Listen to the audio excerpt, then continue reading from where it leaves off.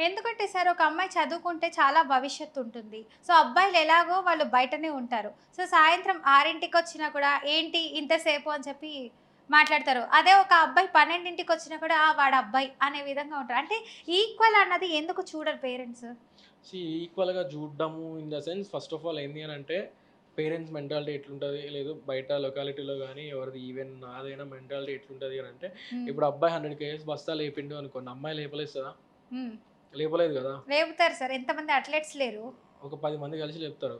So, అది ఏదేదో పక్కన పెడితే ఆ! ఇలా కూడా మీరు ఆ అమ్మాయిలని చాలా పరుస్తున్నారండి అసలు.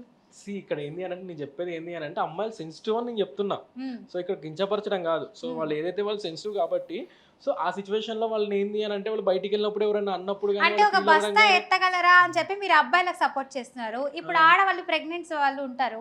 సో, వాళ్ళు మోసినట్టు బిడ్డల్ని సో, అవును. అబ్బాయిలు చేయగలుగుతారా? లేదు సో, కదా! ఇక్కడ అలాంటప్పుడు అందుకే దానికి సంబంధించి వాళ్ళ అమ్మాయిలు గొప్ప, అబ్బాయిలు గొప్ప ఉంటారు. చెప్పండి.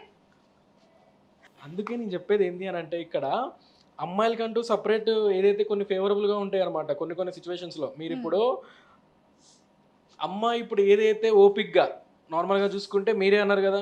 సో, హ్మ్. ఇన్ని సంవత్సరాలు లేపుతుంది అని. అందుకే దేవుడు వాళ్ళని అమ్మాయిలని చేసిండనమాట. హ్మ్. సో, ఎవరికి ఇవ్వాల్సినయి వాళ్ళకే ఇచ్చిండు. ఏదైతే ప్రెగ్నెన్సీ అనేది అబ్బాయిలకి రాదు గదా! అవును. సో, అబ్బాయిలకొచ్చుంటే అబ్బాయిలైనా అంటే మోసేటోళ్ళు. మీరు ఒక బస్తా అబ్బాయి ఎత్తగలరు అని అంటున్నారు. మరి ఈ 9 మంత్స్ ఒక అమ్మాయి కడుపులో ఇప్పుడు బిడ్డ మోస్తూ ఉంటే ఇదంతా గూడా గ్రేట్. ఏంది అనంటే గాడ్స్ క్రియేషన్ మ్యామ్. హ్మ్. ఇదంతా గాడ్స్ క్రియేషన్ అనమాట.